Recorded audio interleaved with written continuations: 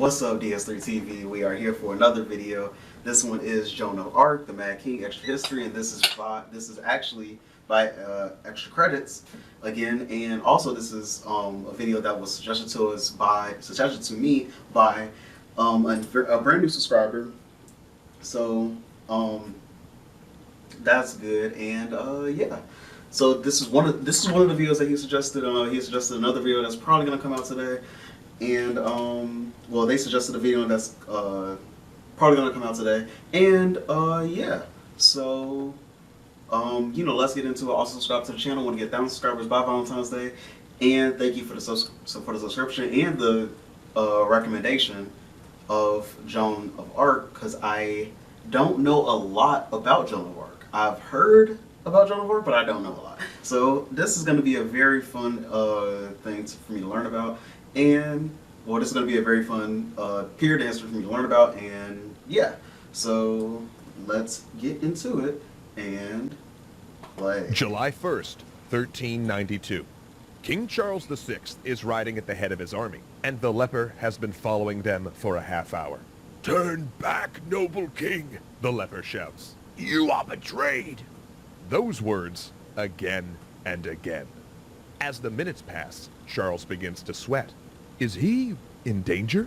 This whole expedition is to punish a man who'd tried to assassinate his best friend. He eyes his courtiers. He feels them watching him, but when he looks, they look away. It is so hot. A page, drowsy from the long ride, drops a lance. It clangs when it hits the ground. "Traitors!" Charles shouts, drawing his blade. He rushes forward, hacking at his retinue. Stunned and unwilling to draw swords on their most Christian king, all the courtiers can do is wrestle him out of the saddle. But by the time they pin him to the ground, 5 men are dead. Charles stops struggling. His eyes roll back in coma. The courtiers exchange looks. The king is in the grip of madness, and soon France will follow him.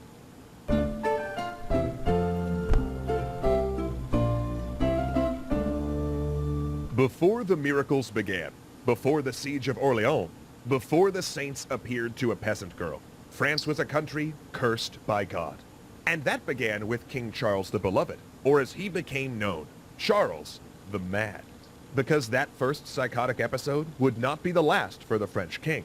At times he was perfectly lucid, able to rule as he used to, but then he would slip, failing to recognize friends and family, not understanding that he was the King of France, instead insisting he was St. George, or wearing thick clothes with iron bands sewn in because he thought he was made of glass and might shatter if touched. And on occasion, he would run wild through the halls of his residence. Court officials had to brick up entrances to keep him inside. With Charles incapacitated and often confined, rule fell to a council of regents overseen by Queen Isabeau. And this wasn't actually the worst time for France. There had been a truce in the 100 Years' War, and the country was at peace. People were thinking about taxes, not armies. Because here's the thing, while Charles was unable to rule consistently, he wasn't dead. The crown hadn't passed to his sons. It was all about the council, and as councils will do, this one split into factions. Particularly as the older generation of council members died, leaving their seats to their children. 2 main groups emerged, the Armagnacs and the Burgundians, both led by men of the royal bloodline. The Armagnacs were led by the king's younger brother Louis, Duke of Orleans. Powerful, rich, and famous for his voracious pursuit of women. He was extremely close to the queen, suspiciously close, some said, even whispering that her 3rd son Charles was actually fathered by Louis. Economically, they wanted France to remain the traditional agricultural country that it was. On the other side were the Burgundians, led by the king's cousin, John the Fearless, Duke of Burgundy. The Burgundians held large parts of northeast France, where there was heavy English influence due to the invasions of the 100 Years' War, and they were tied economically to Britain via the textile trade. So perhaps, not surprisingly, they were interested in developing France along an English model with strong cities and increased emphasis on pasture land and sheep farming. They also supported different popes. Yeah, there were like 3 popes running around at this time. It's a long story, we won't get into it.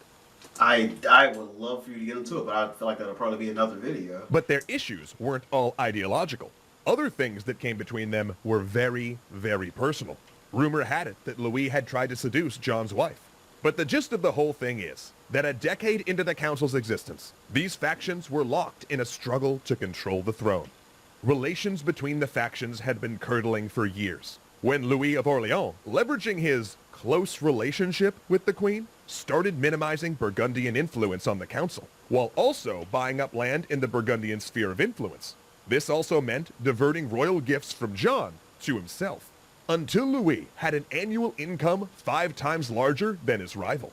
John the Fearless responded by adopting populist policies, whipping up the commoners and merchants by promising to abolish taxes that, he said, did nothing but pay for the extravagant court life. With tensions escalating, the two sides kidnapped members of the royal family, including the Dauphin, the crown prince, back and forth. Finally, they openly threatened violence. Everyone needed to cool down, the court decided. So on November 20th, 1407, the two parties reconciled in a court ceremony. But as they made their vows, a hit squad living in a rented house talked through their plans, sharpened their weapons, and bought masks. 3 days later, a shoemaker's wife looks out her window and saw Louis of Orleans leaving the Queen's residence, a song on his lips. She looked away, heard shouts, and looked back. She saw Louis pulled from the saddle, thrown to his knees, surrounded by men with swords and axes. They struck him again and again, beating him like a mattress, until a man in a red hood told them to scatter. The attack was so brutal that they had to scoop bits of Louis into his coffin. His severed hand, which he'd raised to defend himself, became a symbol of Burgundian savagery. And John the Fearless owned it, arguing that he'd ordered the killing for the good of the crown in order to remove an evil and corrupt tyrant who defiled the queen and plotted to murder the king with necromancy. Charles, reportedly in a bout of mental illness, pardoned John and called for a truce. A year later, the factions were embroiled in a civil war. For a decade, the fighting would start and stop, with truces called and broken on an almost annual basis. And this civil conflict reached unheard of levels of viciousness. Soldiers scoured the country, sacking villages and looting everything, even the clothes off of the backs of slaughtered peasants. Paris changed hands multiple times, with poor Queen Isabeau having to hop between factions in order to protect the inheritance of her rapidly diminishing stock of sons. The Dauphins of France seemed to be cursed, with one dying of disease every few years. And then, disaster struck. Seeing his opening, Henry V invaded the divided France in 1450, as can be seen in our History of England series. But his campaign quickly bogged down, and an Armagnac force caught him as he was trying to march to the safety of an English-held city.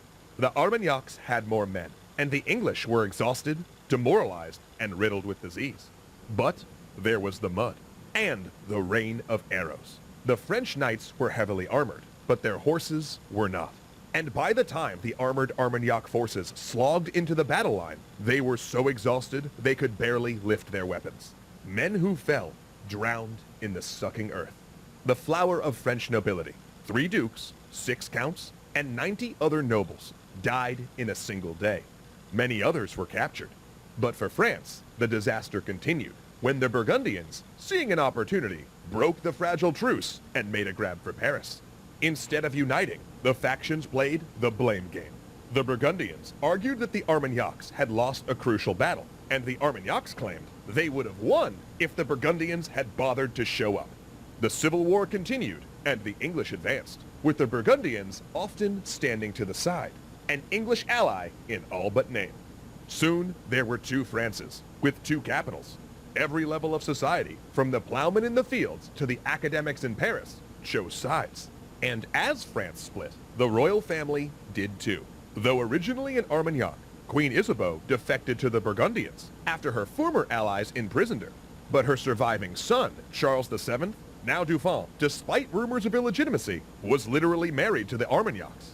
His stepmother, Yolande of Aragon, was a major string puller in the Armagnac faction. So when Isabeau ceded her powers as regent to John the Fearless, and the two combined forces to drive the Armagnacs out of Paris, they were also driving out her son and heir. He had to flee amid the monumental slaughter of the city's fall. The Burgundians held the capital and the king and queen. The Armagnacs held their heir. This could not continue, it was decided. The Dauphins invited John the Fearless to peace talks. The initial approaches in July of 1419 went well, and the two agreed to meet on a bridge that September in order to hash out a final settlement, in order to end the Civil War. The confrontation was tense. John knelt. The Dauphin rebuffed him. Then, something happened. Perhaps John put a hand on his sword as a mark of respect, or perhaps the Dauphin's Armagnac attendants just claimed he did. An Armagnac man buried an axe in John's face. The attendants beat him like a mattress and cut off his hand as John's assassins had done to their own lord a decade before. The Dauphin claimed that it was not planned, but he had motive, had arranged the means, and had the opportunity. Most of France, including his own parents, believed that their heir to the throne had lured a duke into peace negotiations and murdered him. So the new Duke of Burgundy made his flirtations with the English official and entered an alliance with King Henry. And the French royal family did too. After all, their designated heir was a murderer. No other issue could inherit the throne. But Henry had a claim. So a year after John's slaying, the King and Queen of France disinherited their son, married the English king to their daughter, and officially declared Henry and his children the inheritors of the French crown. France was more split than ever, its throne given over to a foreign occupier. Every year the English and their allies pushed further south, and in a small village, a girl named Joan began to speak with saints. Okay, so that's interesting, but yeah. So let's we'll get back into this tomorrow, and yeah, so I'll talk to you guys in the next video, and yeah, peace.